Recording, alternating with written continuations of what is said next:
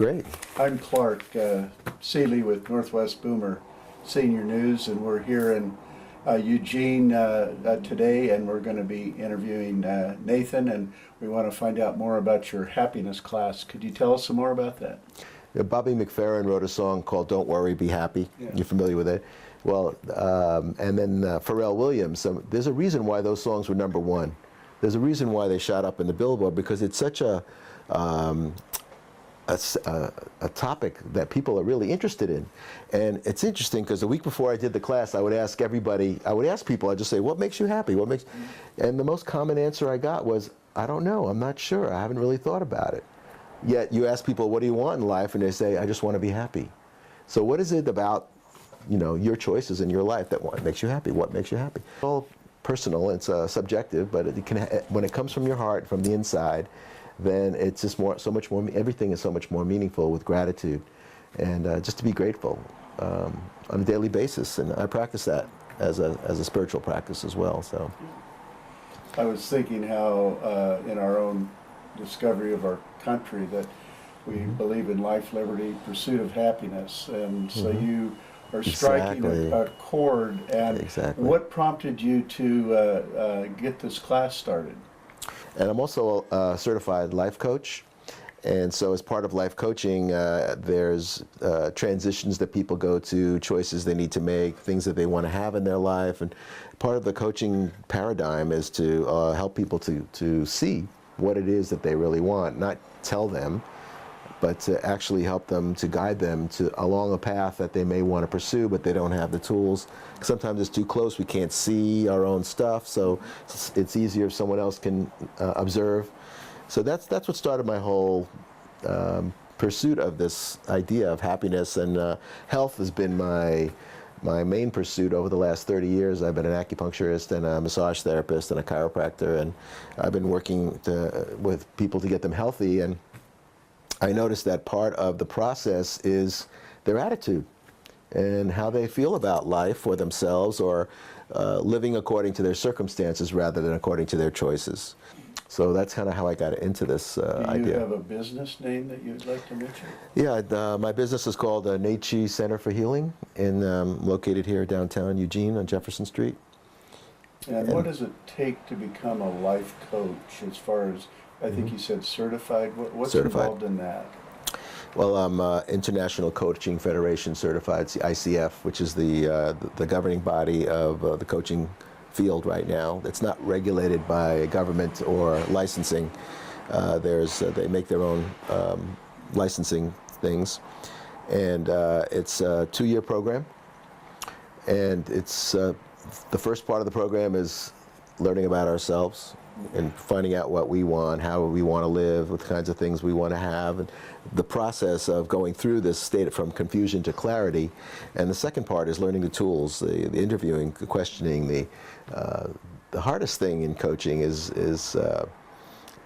just listening. There's a certain level of listening that needs to be acquired, where people actually are heard in a way that no one else can hear them. I mean, people talk to their friends and they can unload their problems, but there's different kind of listening. It's not, I'm going to listen to you, I'm not going to tell you what to do, but I may ask you a question that may make you think about what it is you're doing. And just to actually be heard is so important in our culture these days, because it doesn't happen that often. I was able to get to a place where I can help people do what they need to do. Ironically, in the time we live in, we have so much technology, but what you're talking about as far as listening and communicating, in one sense it's an art, and it can be quite healing too. Yes. When you actually connect with somebody that that they've heard you. Exactly. In the chiropractic field, how long have you been a chiropractor? I've been a chiropractor about 20 years. Where did you go to school for that? I went to school in Hayward at Life Chiropractic College, California. Yeah. And I've worked with a lot of different sports chiropractors. My specialty is actually sports medicine. And my goal, my dream job would be working with a professional sports team and using the coaching skills, the background in healing arts and injury prevention and optimal performance, and being able to working with coaching staff, imagery, to create The Zone, which is the name of my website, getinthezone.coaching.net. Have you ever worked with any golfers on their golf swing? Not on the swing itself, but on their physical bodies. You know, and golf is one of those repetitive motion injury things. You keep doing the same thing over and over again. Of course, eventually, you know, the sacrum of the lower back is going to go out. I help them with the imagery. When you were growing up, were you pretty active in sports yourself? Yes, I played basketball for too many years. I was a catcher in high school and college, and baseball. And I played football for a short time, but it was too hard on my body. But I love the game. Being here from Eugene, are you a big Duck fan? I like the Ducks, but you know, I'm not attached to them winning or losing. Yeah. I do follow them, and I'm excited about them because they're my local team. But when they lose, I mean, it doesn't affect my whole week. Like a lot of people talk about happiness, right? Yeah. So the Ducks lose a game. They may lose one game a season, which is, you know, the law of averages. And the whole city is depressed for a week. Yeah. That's a good example of how external factors can affect our internal happiness. Tell us a little bit more about your business here. Pretty much everything in my life, but I find I'm more attracted to the sports medicine field, pain management, sports medicine, things like that. But I've helped deliver 6 babies using acupuncture, and I've done acupuncture anesthesia for dentists, you know, where you actually use the needles and with electrostimulation, and they don't have to use Novocaine. It's painless. I've actually witnessed it in China. I've witnessed brain surgery with acupuncture anesthesia without the patient was awake, and it was fascinating. And I studied in China for 5 months. Do you have any experience or any comment that you'd like to make on the use of magnetic fields in helping a body to get, I guess, for want of a better word, centered? Mm-hmm. There's actually a pad available that you can lie on. It's a magnetic heated pad. And I use magnets as well. And there's also magnetic ear pods that you can place in people's ears and at the various different acupuncture points, which also, they're not needles.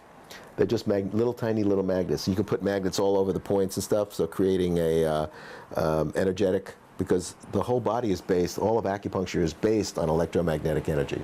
I have another question for the benefit of our readers. And do you have any suggestions, and I know it's a very broad question, for things to avoid as far as food? Well, the obvious things are, you know, it's eating hot, spicy foods in the summertime doesn't help. Eating cold foods in the wintertime doesn't help. So usually being in balance with the seasons as far as food is concerned is processed foods, too much sugar, too much salt. The body's not designed to handle that kind of a thing, and obesity is more like an epidemic. It's not just a problem anymore, and it's because it all comes back to consciousness, Bob. It all comes back to choices. What is it about that choice or that consciousness that makes people do things that they know are not good for them? You know, and that's the focus I want to put on it. To answer your specific question, ginger root is one of the greatest things ever invented in the planet. Ginger root is great for digestion, it's great for warming, it's great for acid reflux, it's great for warming the hands and the feet. Ginger and cinnamon together in the wintertime are great for cold hands and feet and warming the body.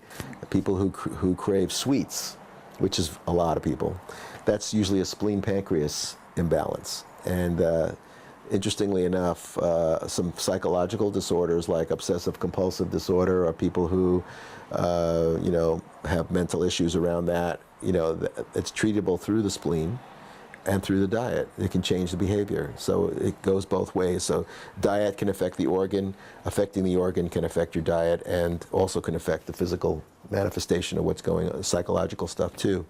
And this is new. This is kind of new thinking and new research that's been coming out as how mental health can be affected by diet and by the imbalance in the organs. The rule of thumb is eat what's in season. And that's probably what's good for you. So if we buy things from South America, people eat watermelon in the wintertime, it's not a good idea. It's cooling. So each food has its own temperature, it has its own direction, and like the herbs, it has its own organ that it works towards. And so, the flavors I was mentioning earlier have an effect on those organ systems. Too much salt, it's going to affect your kidneys and, of course, your blood pressure and then your heart and all that stuff. So common sense and balance. That's probably the best answer I can give you. How many people are you running across in our age group, and say in the senior communities around, that you are helping as patients, and also are you putting on any seminars in the area where people can come and hear from your expertise and potentially maybe become one of your patients? Activities that we want to do in a way that's healthy and that we don't get hurt, I think is the biggest shift that baby boomers or people our age are faced with. And unfortunately, it doesn't happen until we get hurt. We realize, I can't work for 6 hours throwing wood and chopping wood, but I can for an hour or an hour and a half. It feels good to do that. So finding that balance again, and I have treated pretty much everything from cancer to AIDS. I just moved up here a few years ago, and I'm just getting my feet wet in terms of the presentation. I used to teach at the Acupressure Institute in Berkeley, and I was a high school English teacher in Oakland, California, for 15 years, which is how I got into the business. Got in touch with Willamette Lane, which is where I did the happiness seminar, and so I'm now connected with them to present some transitioning from older to elder, being able to find a balance in your life, trying to find the happiness in your life.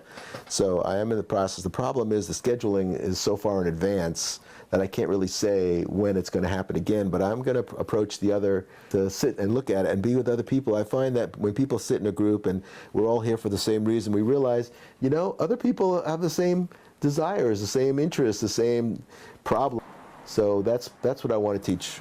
People get that spirit, be able to say, yeah, we can still do it, and still find a balance with that. So, let me ask you if some of our readers or those viewing this on the internet wanted to get in touch with you, could you give us your phone number and also Sure. your website? Yeah. My phone number is 541-687-6645, and my website is www.getinthezonecoaching.net. Thank you very much for your time. Thank you so much. Thank you.